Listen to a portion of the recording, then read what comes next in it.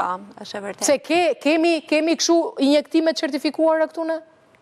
Pa tjetër, ne kemi Ne nuk kemi shkollë të mirëfillt të mjekësisë estetike, por ama kemi mjek që janë specializuar me dëshirën e tyre në mjekësi estetike në shkollat të ndryshme evropiane. Po, që kanë bërë trajnime më shumë jashtë shtetit. Dhe nuk flas për profesionistët që janë specialitetet, për shembull uroloja, stomatologu, dermatologu, etj. Gjithë mjekët sipas zonave caktuara që kryejnë injeksione.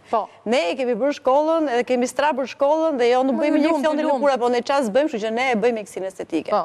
Problemi është për këto mjekët e përgjithshëm që specializohet dhe thotë që janë mjek estetist, për këto nuk ka shkollë të mirëfillt në Shqipëri, që t'jenë mjek estetist. Këto bëjnë një shkollë mjekësie estetike diku jashtë, marrin një diplomë që pastaj vinë dhe e njësojnë me një diplomë shqiptare dhe mund të kryen injeksionet e mjekësisë estetike. Jam gabim? Është kështu?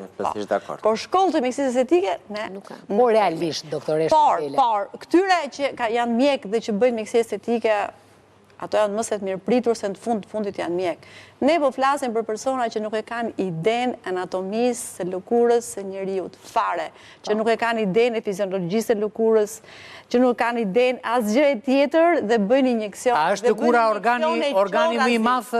Po, çorazi Ornela e merr shërimin dhe injekton dhe s'ka idenë se çka ka poshtë. Lëkura është shumë e komplikuar, se njerëzit e mendojnë se është kur ti lëkura shumë e komplikuar që mua më dridhe dora dhe jam në ankth deri të nesërmen. Imagjinoja ajo parukierja lagjes, të lumë që parukierja lagjes. Ornela, po ti një hematom i bën një vajze të re, një injekcion, dhe së zë gjumi gjithë natën dhe merr 3-4 herë në telefon, bëj kompresa, bëj këto, iq këtë, vër atë, vër akull e tjerë. Jo më... Entela, faktikisht, një mjek dermatolog që i nje problematikat e lëkurës, pra në rrënjët e saj, a duhet merret me këtë gjë? Sigurisht, nëse ka dëshirë të merret dhe specializohet mjekësi estetike, pra ndjek çdo lloj eventi. Po stomatologët, a kanë të drejtë të merren? Po Entela më shumë po flet për polici estetike se sa për të do të krijojë një polici estetike këtu. Ekziston një luftë e madhe dermatologëve dhe stomatologëve, ëh?